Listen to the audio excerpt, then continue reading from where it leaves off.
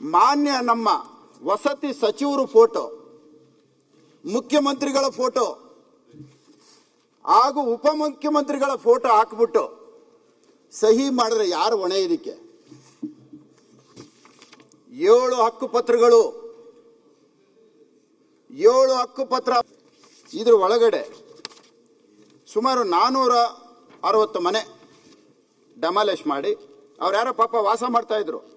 ಅವ್ರಿಗೋಗಿದ್ದೆ, ನಾವು ಸ್ಲಮ್ ಬೋರ್ಡಿನ ಮನೆ ಕಟ್ಬಿಡ್ತೀವಿ, ನಿಮಗೆ ಅರಮನೆ ಮಾಡ್ತೀವಿ, ನೀವು ಇಲ್ಲಿ ವಾಸ ಮಾಡಿ, ಕೊಳಗೇರಿ ಬೇಡ ನಿಮಗೆ ಅಂತೇಳಿ ಇರೋ ಮನೆಗಳನ್ನ ಒಡೆದಾಕಿ ಇವತ್ತು ಅದೇನೂ ಮುಂದುವರಿತಾ ಇಲ್ಲ. ಅದಕ್ಕೆ ಹೌಸಲ್ಲಿ ಪ್ರಶ್ನೆ ಕೇಳಿದ್ರೆ ಉತ್ತರ ಸರಿ ಕೊಡಲ್ಲ. ಅದಕ್ಕೆ ಪಾಪ RTIನಲ್ಲಿ ತರಿಸ್ಕೊಂಡೆ, ಏನು ಕೊಡ್ತಾರೆ ನೋಡೋಣ ಅಂತ. RTIನಲ್ಲಿ ಕೊಡ್ತಾರೆ ನೋಡಿ, 19/12/2021 ಖಾಲಿ ಮಾಡಿಸಿರುವ ಮನೆಗಳನ್ನು ಕೆಡವಿ 1 ವರ್ಷದೊಳಗೆ ಹೊಸ ಮನೆಗಳನ್ನು ನಿರ್ಮಾಣ ಮಾಡಿಕೊಡುವುದಾಗಿ ಕರ್ನಾಟಕ ಕೊಳಗೇರಿ ಅಭಿವೃದ್ಧಿ ಮಂಡಳಿಯು ಹೇಳಿತ್ತು.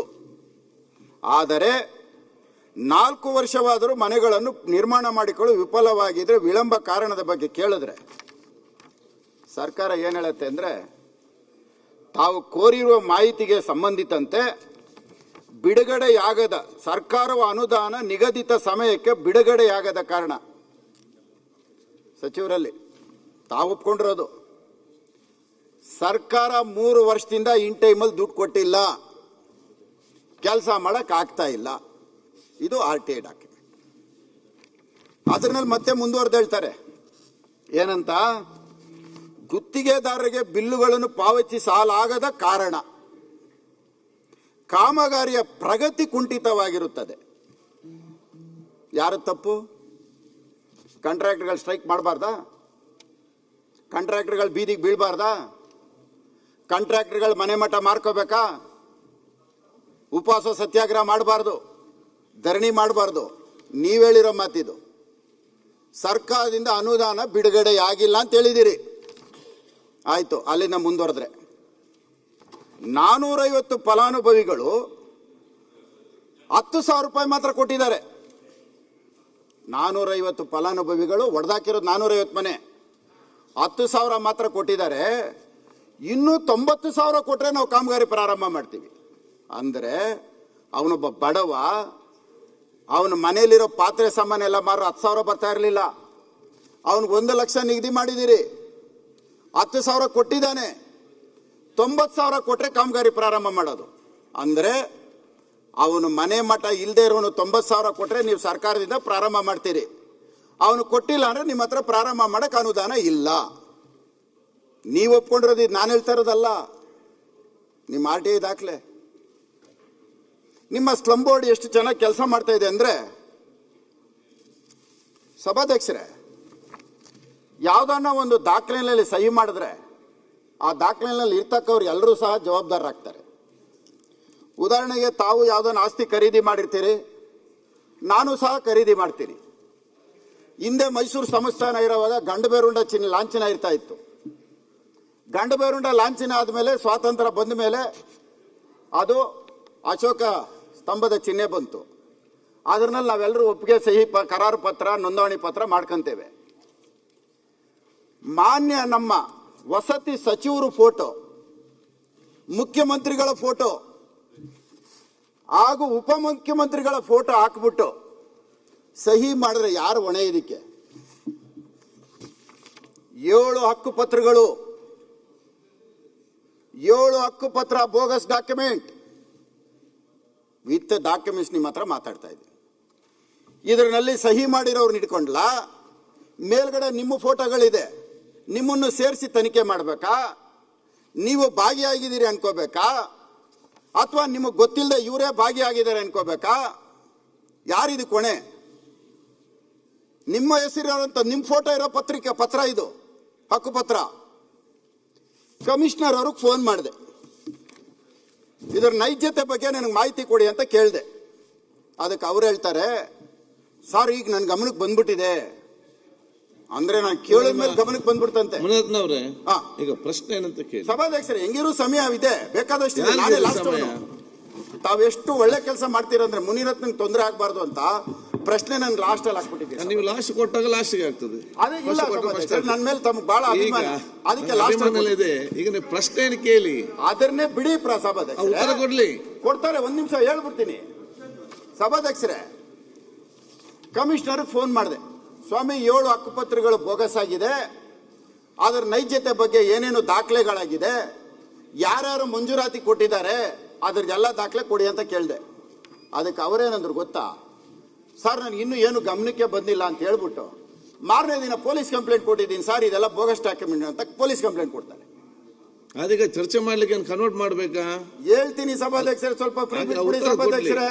ಈಗ ಪ್ರಶ್ನೆಗೆ ಸೀಮಿತ. ನನ್ನ ಮೇಲೆ ನಿಮ್ಗೆ ಅಭಿಮಾನನೇ ಇಲ್ಲ ಸಭಾಧ್ಯಕ್ಷರೇ. ಸಭಾಧ್ಯಕ್ಷರೇ ಉತ್ತರ ಕೊಡ್ತಾರೆ. ಇದೇನು ಕ್ವಶನ್ ಆನ್ಸರ್ ಇದು? ಅಲ್ಲ, ಕ್ವಶನ್ ಆನ್ಸರ್. ಕೆಲಸ ಮಾಡಿ, ಉತ್ತರ ಬಿಡಿ ಸರ್. ಉತ್ತರ ನಾನು ಹೇಳ್ಬಿಡ್ತೀನಿ ಒಂದ್ ಲೈನ್ ಅಲ್ಲಿ, ಇದೆಲ್ಲ ಸರಿಗಿದೆ ಅಂತ ಹೇಳ್ಬಿಟ್ರೆ ಮುಗಿದೋಯ್ತಾ? ಆಯ್ತು ಮುನಿರತ್ನ ಅವರೇ. ಸಭಾಧ್ಯಕ್ಷರೇ ಹೇಳಿ ಸಭಾಧ್ಯಕ್ಷರೇ, ಹೇಳಕ್ಕೆ ಬಿಡ್ತಾ ಇಲ್ಲ. ಇದು ಕಮಿಷನರ್ ಪೊಲೀಸ್ ಕಂಪ್ಲೇಂಟ್ ಕೊಡ್ತಾರೆ, ಕಮಿಷನರ್ ಪೊಲೀಸ್ ಕಂಪ್ಲೇಂಟ್ ಕೊಡ್ತಾರೆ. ನೀವೇನಾದ್ರು ಸಸ್ಪೆಂಡ್ ಮಾಡಿದ್ರಾ? ಅವ್ರ ಮೇಲೆ ಆಕ್ಷನ್ ಮಾಡ್ಬೇಕು ಹೇಳಿ, ನೀವು ಅವರೇ ಹೇಳ್ಬೇಕು. ಆಯ್ತಾಗ ಮಾತಾಡ್ಲಿ, ಮಾತಾಡ್ಲಿ. ಈಗ ಸರ್ಕಾರದ ನಕಲಿ ದಾಖಲೆ ಮಾಡಿ ಇವತ್ತವರೆಗೂ ನೀವೇನ್ ಕ್ರಮ ತಗೊಂಡಿದ್ದೀರಿ? ಉತ್ತರ ಕೊಡ್ಲಿ ಅವರು. ಕೂತ್ಕೊಳ್ಳಿ, ಒಂದೊಂದಾಗಿ ಹೇಳ್ತೀನಿ. ತಾವೇನು ಸ್ಲಮ್ ಬೋರ್ಡ್ ಅಲ್ಲಿ ನನ್ನ ಕ್ಷೇತ್ರದಲ್ಲಿ ಸ್ಲಮ್ಗಳವೆ, ನನ್ ಬರೀ 5 ಲಕ್ಷ ಅನುದಾನ ಬಂದಿದೆ 2022-23 ಅಂತ ತಾವು ಹೇಳಿದ್ದೀರಾ. ತಾವೇ ತಮ್ಮದೇ ಸರ್ಕಾರ ಇತ್ತು, ತಾವು ಮಂತ್ರಿ ಆಗಿದ್ದೀರಾ. ತಾಯಿರುವಾಗ ಏನಕ್ಕೆ 5 ಲಕ್ಷ ತಗೊಂಡು ತಮ್ಮದೇ ಸರ್ಕಾರ ಇತ್ತಿಲ್ಲ? ತಮ್ಮದೇ ಸರ್ಕಾರ ತಂದಿದ್ದು 2023 ತಾವೇ ಹೇಳಿದ್ರಿ. 2022-23 ನನ್ನ ಕ್ಷೇತ್ರಕ್ಕೆ ಸ್ಲಮ್ ಬೋರ್ಡ್ ಡೆವಲಪ್ಮೆಂಟ್ಗೆ 5 ಲಕ್ಷ ಬಂದಿದೆ ಅಂತ. ಯಾರು ಸರ್ಕಾರಪ್ಪ ಇದ್ದಿದ್ದು 2022-23? ತಮ್ಮದೇ ಸರ್ಕಾರ ಇದ್ರಿ, ತಾವೇ ಮಂತ್ರಿ ಆಗಿದ್ರಿ. ಸ್ಲಮ್ ಬೋರ್ಡ್ ಬಗ್ಗೆ ಕಾಲೇಜಿ ಡೆವಲಪ್ಮೆಂಟ್ ಮಾಡಬೇಕಾದ್ರೆ ತಾವಾಗ ಅನುದಾನ ತರಬೇಕಾಗಿತ್ತು. ಒಂದು ನಾನು ಕಂಪ್ಲೀಟ್ ಮಾಡಿಬಿಡ್ತೀನಿ, ಆಮೇಲೆ ಹೇಳಿ.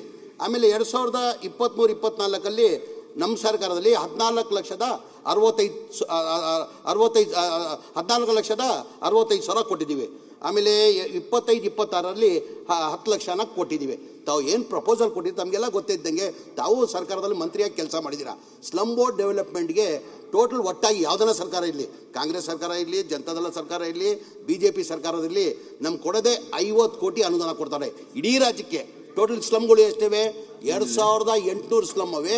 ಬೆಂಗಳೂರು ಸಿಟಿದಲ್ಲೇ 480 ಸ್ಲಮ್ಗಳವೆ. ಅನುದಾನನೇ ಕಡಿಮೆ, ಮುಂಚೆಯಿಂದ ಅಷ್ಟೇ ಕೊಟ್ಕೊಂಡು ಬರ್ತಾ ಇರೋದು. ಆವಾಗಿಂದ ತಮ್ಮ ಸರ್ಕಾರ ಆಯಿತು, ಅವ್ರು ತೊಗೊಳ್ಬೇಕಾಗಿತ್ತು ಒಂದು ಪ್ರಶ್ನೆ.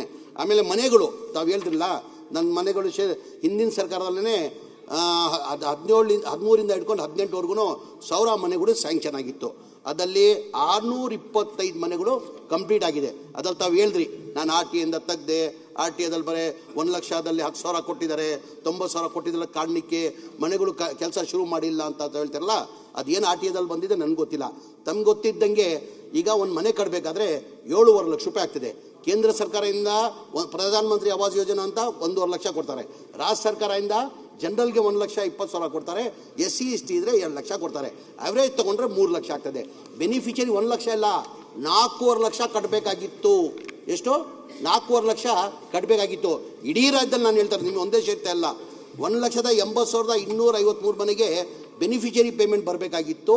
7,400 ಕೋಟಿ ಬರಬೇಕಾಗಿತ್ತು. ಬರೇ 310 ಕೋಟಿ ಬಂದಿತ್ತು. ಏನಕ್ಕಂದ್ರೆ ತಾವು ಹೇಳ್ದಂಗೆ ಬಡವ್ರು ಕೊಡಕ್ಕೆ ಆಗಲ್ಲ. ಎಲ್ಲಿಂದ 91 ಲಕ್ಷ ಇಲ್ಲ, 4.5 ಲಕ್ಷ ಕೊಡಬೇಕಾಗಿತ್ತು. ಪಾಪ ಬಡವರು ಎಲ್ಲಿಂದ ಕೊಡಕ್ಕೆ ಸಾಧ್ಯ? ತಾವು ಹೇಳ್ದಂಗೆ 5,000, 10,000, 15,000, 20,000 ಮೇಲೆ ಯಾರೂ ಕೊಡೋಕ್ಕೆ ಸಾಧ್ಯ ಆಗಲಿಲ್ಲ. ನಾನು ಮಂತ್ರಿ ಆದಮೇಲೆ, ನನ್ನ ಗಮನಕ್ಕೆ ಬಂದಾದ್ಮೇಲೆ ಮಾನ್ಯ ಮುಖ್ಯಮಂತ್ರಿಗೆ ನಾನು ಮನವಿ ಮಾಡಿಕೊಂಡೆ, ಸರ್ ಬೆನಿಫಿಷಿಯರಿ ಪೇಮೆಂಟ್ ಕೊಡೋಕ್ಕೆ ಸಾಧ್ಯ ಆಗಲ್ಲ, ಜನ ಬೀದಿಯಲ್ಲಿದ್ದಾರೆ, ಅವ್ರು ನಾವು ಸರ್ಕಾರ ವತಿಯಿಂದನೇ ಮನೆಗಳಿಗೆ ಕಟ್ಟಬೇಕಾಗ್ತದೆ ಅಂತ ಹೇಳ್ಬಿಟ್ಟು ಮಾನ್ಯ ಮುಖ್ಯಮಂತ್ರಿ ಗಮನಕ್ಕೆ ತಂದೆ. ಅವ್ರು ಕ್ಯಾಬಿನೆಟ್ ತಂದು ಅಪ್ರೂವ್ ಮಾಡಿ 2024 ನಾವು ಕ್ಯಾಬಿನೆಟ್ ತಂದು ಅಪ್ರೂವ್ ಮಾಡಿದಾದ್ಮೇಲೆ 36,789 ಮನೆ ನಿಮ್ಮ ಸ್ನೇಹಿತರದಲ್ಲೇ ಸೋಮಶೇಖರ್ ಕ್ಷೇತ್ರದಲ್ಲೇ ಕಾರ್ಯಕ್ರಮ ಮಾಡಿ, ನಾವು ಪಕ್ಷ ನೋಡಿಲ್ಲ, ನಾವು ಅವ್ರ ಕ್ಷೇತ್ರದಲ್ಲೇ BJP ಕ್ಷೇತ್ರದಲ್ಲೇ ಕಾರ್ಯಕ್ರಮ ಮಾನ್ಯ ಮುಖ್ಯಮಂತ್ರಿ ಒಂದು ನಿಮಿಷ ಗುರುಗಳೇ, ಏನಿದು ಮಾತಾಡುವಾಗ BJP ಕ್ಷೇತ್ರದಲ್ಲೇ ನಾವು ಪಕ್ಷ ನೋಡಿಲ್ಲ, ಮನೆಗಳು ಅಲ್ಲಿ ಇದೆಯಂತ. ಸೋಮಶೇಖರದಲ್ಲಿ ಕೆ ಆರ್ ಪುರಂದಲ್ಲಿ ಸೋಮಶೇಖರ್ ಕ್ಷೇತ್ರದಲ್ಲಿ 36,789 ಮನೆ ಕೊಟ್ವಿ. ಮೊನ್ನೆ ಜನವರಿ 24ಕ್ಕೆ ಹುಬ್ಳಿದಲ್ಲಿ ಕಾರ್ಯಕ್ರಮ ಮಾಡಿ 42,345 ಮನೆ ಕೊಟ್ಟಿದ್ದೀವಿ ನಮ್ಮ ಸರ್ಕಾರದಲ್ಲಿ. ಎಷ್ಟು? 80,000 ಮನೆ ಕೊಟ್ಟಿರೋದು ನಮ್ಮ ಸರ್ಕಾರ ಬಂದಾದ್ಮೇಲೆ. 1 ಲಕ್ಷ ಇಲ್ಲ, 4 ಲಕ್ಷ ನಾವು ಕೊಟ್ಟು ಮಾಡಿರೋದು. ದಯಮಾಡಿ ಇದು ಅರ್ಥ ಮಾಡ್ಕೊಂಡು ಬಯಸ್ಕೊಂಡ್ರೆ. ಇನ್ನೊಂದು ತಾವು ಹೇಳ್ರಿ, ಕಂಪ್ಲೀಟ್ ಮಾಡಿಬಿಡ್ತೇನೆ. ಆಮೇಲೆ ಹಕ್ಕುಪತ್ರ ಯಾವುದೋ ಇಲ್ಲಿಗಲ್ 7 ಹಕ್ಕುಪತ್ರ ಕೊಟ್ಟಿದ್ದೀರಾ ನನಗೀಗ ಮಾಹಿತಿ ಬಂದಿದೆ. ಈಗ ಅವ್ರ ಮೇಲೆ ಕಂಪ್ಲೇಂಟ್ ಕೊಟ್ಟಿದ್ದೀವಿ. ಅದು ಯಾರು ಮಾಡಿದಾರೆ ಕ್ರಮ ತೊಗೊಳ್ತಾರೆ. ಈಗ ತಮಗೆಲ್ಲ ಗೊತ್ತಿದೆ, ಯಾರೋ ಫೋಟೋ ಆಗಿಬಿಟ್ಟು ಯಾರು ಸಿಗ್ನೇಚರ್ ಏನಂತ ಗೊತ್ತಿಲ್ಲ. ತಾವು ಈಗ ತೋರಿಸಿದ್ರೆ ತಾವು ನಾನು ನೋಡ್ತೀನಿ. ಈಗ ತಾವು ನನ್ನ ಜೊತೆ ಬನ್ನಿ. ಈಗಲೇ ಕಮಿಷನರ್ ಇಲ್ಲೇ ಇದ್ದಾರೆ, ಸೆಕ್ರೆಟರಿ ಇಲ್ಲೇ ಇದ್ದಾರೆ. ಯಾರು ತಪ್ಪು ಮಾಡಿದ್ದಾರೆ ಅವ್ರ ಮೇಲೆ ಯಾರನ್ನ ಇರಲಿ ಅವ್ರ ಮೇಲೆ ನಾವು ಕ್ರಮ ತಗೊಳ್ತೀವಿ. ಇವರು ನಗರದ್ದು, ಇವರು ಇಡೀ ರಾಜ್ಯದ್ದು 40,000 ಹೇಳಬೇಕಿಲ್ಲ. ನೀವು ಹೇಳಿದ್ರಲ್ಲ, ನಿಮ್ದು ಹೇಳಿದೆ ನಾನು. ನಿಮ್ಮ ಈ ರಾಜ್ಯದಲ್ಲೂ ಹೇಳಿದ್ದೀನಿ. ಮಾಹಿತಿ 35,000 ಮಾಹಿತಿ ಕೊಡ್ಬೇಕಾನೆ ನಾನು. ಆದ್ರೆ 460 ಮನೆ ಬಗ್ಗೆ ಮಾತ್ರ ನಾನು ಮಾತಾಡ್ತಾ ಇರೋದು. ನನಗೆ 80,000 90,000 ಇನ್ನೊಂದು ಕ್ಷೇತ್ರದ ನನಗೆ ಬೇಡ. ನಮ್ಮ ಕ್ಷೇತ್ರದ 460 ಮನೆ 3 ವರ್ಷದಿಂದ ಒಂದು ಕಲ್ಲು ಹಿಂಗೆ ಇಟ್ಟಿಲ್ಲ, ಅದಕ್ಕೆ ಕೇಳಿ ಅಂತ ಕೇಳ್ತಾ ಇದ್ದೀನಿ ಅಷ್ಟೇನೆ. ನೀವು ಇನ್ನೂ 1 ಲಕ್ಷ ಮನೆ ಕಟ್ಟಿ. ಈಗ ನಾನು ಹೇಳಿದೆ ಸರ್, ಬೆನಿಫಿಷಿಯರಿ ಪೇಮೆಂಟ್ ಕೊಟ್ಟಿರಲಿಲ್ಲ, ಮನೆಗಳು ಕಂಪ್ಲೀಟ್ ಮಾಡಿಲ್ಲ. ಈಗ ಹಂತದಲ್ಲಿ first stage, second stage, third stage ಅಂತ ಮಾಡಿದ್ದೀವಿ. ಆ 3 ಸ್ಟೇಜಲ್ಲಿ ಥರ್ಡ್ ಸ್ಟೇಜಲ್ಲಿ ಇವ್ರ ಮನೆಗಳು ಇದೆ, ಕೊಡ್ತೀವಿ. ಅದು ಇನ್ನೊಂದೇನಾಗಿದೆ, 375 ಮನೆ ಕ್ಯಾನ್ಸಲೇಷನ್ ಮಾಡಿಬಿಟ್ಟಿದ್ದಾರೆ. ಅದು ಹೇಳ್ಬಿಟ್ಟು ಗಮನಿಸಿ, 1 ನಿಮಿಷ, ಅದು ಒಂದು ಗಮನಕ್ಕೆ ತಂದುಬಿಡ್ತೀನಿ ನಿಮಗೆ. 353 ಮನೆ ಏನಾಯಿತು, 1,80,000ದಲ್ಲಿ 61,000 ಮನೆಗಳು ಕ್ಯಾನ್ಸಲೇಷನ್ ಮಾಡಿದ್ರು FD ಅವರು, ಅನ್ಸ್ಟಾರ್ಟೆಡ್ ಅಂತ ಹೇಳ್ಬಿಟ್ಟು. ತಿರ್ಗಾ ಮನೆ ಮುಖ್ಯಮಂತ್ರಿ ಗಮನಕ್ಕೆ ತಂದು, ಇಲ್ಲ ಸರ್ ಮನೆಗಳು ಕೆಲಸ ಶುರುವಾಗಿದೆ ಅಂತ ಹೇಳ್ಬಿಟ್ಟು ತಿರ್ಗಾ ಕ್ಯಾಬಿನೆಟ್ ತಂದು ಅಪ್ರೂವ್ ಮಾಡಿಕೊಂಡೆ ನಾನು. ಅದರಲ್ಲಿ ಒಂದು ಸಮಸ್ಯೆ ಆಗಿದೆ. ಏನು ಮಾಡ್ತಾರೆ, 5 ವರ್ಷಕ್ಕೆ ಒಂದ್ಸತಿ ಏನು ಮಾಡ್ತಾರೆ ಸನ್ಮಾನ್ಯ ಅಧ್ಯಕ್ಷರೇ, ನಾವು MOU ಸೈನ್ ಮಾಡ್ತೀವಿ. ನಾವು ಕೇಂದ್ರ ಸರ್ಕಾರ ನಾವು MOU ಸೈನ್ ಮಾಡ್ತೀವಿ. ಮನೆ ಮುಖ್ಯಮಂತ್ರಿಗಳು MOU ಸೈನ್ ಮಾಡುವಾಗ ಮನೆ ಮುಖ್ಯಮಂತ್ರಿಗಳು ಏನಂದ್ರು, ಈ ಬಾರಿ MOU ಸೈನ್ ಮಾಡೋದು ಬೇಡ, ಈ ಬಾರಿ ಅವ್ರಿಗೊಂದು ಪತ್ರ ಬರೀರಿ. ಅವ್ರು ಏನು ಪ್ರಧಾನ ಮಂತ್ರಿ ಆವಾಸ್ ಯೋಜನಾ ಅಂತ ಹೇಳ್ಬಿಟ್ಟು 1.5 ಲಕ್ಷ ಕೊಡ್ತಾರೆ, ಅದಕ್ಕೆ 3.5 ಲಕ್ಷ ಮಾಡಲಿ. ಅದಕ್ಕೆ GST ಹಾಕ್ತಾರೆ, 18% GST ಹಾಕ್ತಾರೆ. ಆ GST ಹಾಕೋದು ಬೇಡ, ಮಿಕ್ಕಿದ 4 ಲಕ್ಷ ನಾವು ಸರ್ಕಾರ, ರಾಜ್ಯ ಸರ್ಕಾರದಿಂದ ಕೊಟ್ಟು ಆ ಮನೆಗಳು ಮಾಡುವ ಅಂತ ಹೇಳ್ಬಿಟ್ಟು ಒಂದು ಪತ್ರ ಬರೀರಿ ಅಂತಾರೆ. ನಾವು ಪತ್ರ ಬರೆದ್ವಿ ಸನ್ಮಾನ್ಯ ಅಧ್ಯಕ್ಷೆ. ಆ ಪತ್ರಕ್ಕೆ 3 ತಿಂಗಳಾದ್ಮೇಲೆ ಉತ್ತರ ಬಂತು, ಅದು ನಾವು ಮಾಡೋಕ್ಕಾಗಲ್ಲ ಅಂತ. ಆ ಮಧ್ಯದಲ್ಲಿ ಏನು ಮಾಡಿಬಿಟ್ರು, ಈ 61,000 ಮನೆಗಳಿಗೆ ಏನು ಕೇಂದ್ರ ಸರ್ಕಾರದಿಂದ ಕೊಡಬೇಕಾಗಿತ್ತು ಅದು ನಾವು ಕೊಡೋಕ್ಕಾಗಲ್ಲ ಅಂತ ಕ್ಯಾನ್ಸಲ್ ಮಾಡೋರು. ಈಗ ತಮ್ಮದೇ ಸರ್ಕಾರ ಇದೆ. ತಾವು ದಯಮಾಡಿ ನನ್ನ ಜೊತೆ ದಿಲ್ಲಿ ಹೋಗ್ಬೇಕು. ನಾನು ಅಸೆಂಬ್ಲಿ ಆದ್ಮೇಲೆ ನಾವು ದಿಲ್ಲಿಗೆ ಹೋಗ್ಬೇಕು. ಪ್ರಹ್ಲಾದ್ ತಾವು ಮಾತಾಡಿ, ಅಶೋಕಣ್ಣ ತಾವು ದಯಮಾಡಿದಲ್ಲಿ ಸಾಥ್ ಕೊಡಬೇಕು. 60 ಏನಾಯ್ತು, MOU ಸೈನ್ ಮಾಡಬೇಕಾಗಿತ್ತು. 5 ವರ್ಷಕ್ಕೆ ಒಂದ್ಸತಿ ಸ್ಲಮ್ ಬೋರ್ಡ್, ಕೇಂದ್ರ ಸರ್ಕಾರ ರಾಜ್ಯ ಸರ್ಕಾರ ಮಧ್ಯದಲ್ಲಿ MOU ಸೈನ್ ಆಗ್ತದೆ ಅಶೋಕಣ್ಣ. ಆ MOU ಏನಾಯಿತು, ಮನೆ ಮುಖ್ಯಮಂತ್ರಿಗಳು ಸೈನ್ ಬರುವಾಗ ಸೈನ್ ಮಾಡೋದು ಬೇಡ, ಈ ಬಾರಿ ಅವ್ರಿಗೊಂದು ಪತ್ರ ಬರೀರಿ. ಏನು 1.5 ಲಕ್ಷ ಕೊಡ್ತಾವ್ರೆ, ಅದಕ್ಕೆ 3.5 ಲಕ್ಷ ಕೊಟ್ರಿ. ಅದಕ್ಕೆ GST ಏನು ಬಡವ್ರ ಮನೆಗೆ ಆಗ್ತಾ ಇದ್ರೆ ಅದು ಹಾಕೋದು ಬೇಡ ಅಂತ ಒಂದು ಪತ್ರ ಬರೀರಿ ಅಂದ್ರಿ. ನಾವು ಪತ್ರ ಬರೆದ್ವಿ, ಅದು MOU ಸೈನ್ ಮಾಡಿಲ್ಲ. ಆ ಪತ್ರ ಬರೆದಿದ್ವಿ ನಾವು. ಅದರಲ್ಲಿ 3 ತಿಂಗಳಾದ್ಮೇಲೆ ನಮ್ಮ ರಿಪ್ಲೈ ಬಂತು, ಅದು ನಾವು ಅದಕ್ಕೆ ಜಾಸ್ತಿ ಮಾಡೋಕ್ಕಾಗಲ್ಲ ಅಂತ. ಆ ಹಿನ್ನೆಲೆ ಏನಾಯಿತು, ಆ 3 ತಿಂಗಳು ಡಿಫ್ರೆನ್ಸಸ್ ಇದ್ದಿದ್ದ ಕಾರಣಕ್ಕೆ ಏನು ಮಾಡಿದ್ದಾರೆ, 61,000 ಮನೆಗಳದು ಏನು ಕೇಂದ್ರ ಸರ್ಕಾರದಿಂದ 1.5 ಲಕ್ಷ ಕೊಡ್ತಾರ ಅದು ಕೊಡೋಕ್ಕಾಗಲ್ಲ ಅಂತ ಒಂದು ಪತ್ರ ಬರೆದಿದ್ದಾರೆ ಅವರು. ಈಗ ನಾನು ಆಲ್ರೆಡಿ ಪ್ರಹ್ಲಾದ್ ಜೋಶಿಗೆ ಮಾತಾಡಿದ್ದೀನಿ ನಾನು, ಅವ್ರು ಬನ್ನಿ ದಿಲ್ಲಿಗೆ ಅಂತ ಹೇಳಿದ್ದಾರೆ. ತಾವೇ ಅಶೋಕ್ ಅವರು ಮುನ್ರತ್ನ, ತಾವು ಅಶೋಕ್ ಸಾಹೇಬರು ಬಂದರೆ ಒಂದು ಸತಿ, ಇಲ್ಲಾಂದರೆ 900 ಕೋಟಿ ಹೊರೆ ನಮ್ಮ ಸರ್ಕಾರ ತಿರ್ಗಾ ರಾಜ್ಯ ಸರ್ಕಾರಕ್ಕೆ ಆಗ್ತದೆ. ಅದು ಆಗಾಗ ಪೆಂಡಿಂಗ್ ಇದೆ, ಅದು ಮಾಡಿಸ್ಕೊಡ್ತೀನಿ ನಾನು. ಸಭಾಧ್ಯಕ್ಷರೇ ಹೇಳಿದ್ರಲ್ಲ, ಡೀಟೇಲ್ ಆಗಿ ಹೇಳಿದ್ದಾರೆ ಸಭಾಧ್ಯಕ್ಷರೇ. ಸಭಾಧ್ಯಕ್ಷರೇ, ಅನ್ಸ್ಟಾರ್ಟೆಡ್ ಬಿಲ್ಡಿಂಗ್ಸ್, ಅನ್ಸ್ಟಾರ್ಟೆಡ್ನ 61,000 ಕ್ಯಾನ್ಸಲ್ ಮಾಡಿದಿರಿ ಅಂತ ಹೇಳ್ತೀರಿ. ನಾನು ಅದನ್ನು ಕೇಳ್ತಾ ಇಲ್ಲ. ಒಂದು ರೂಫ್ ಹಾಕಿದೆ, ಒಂದು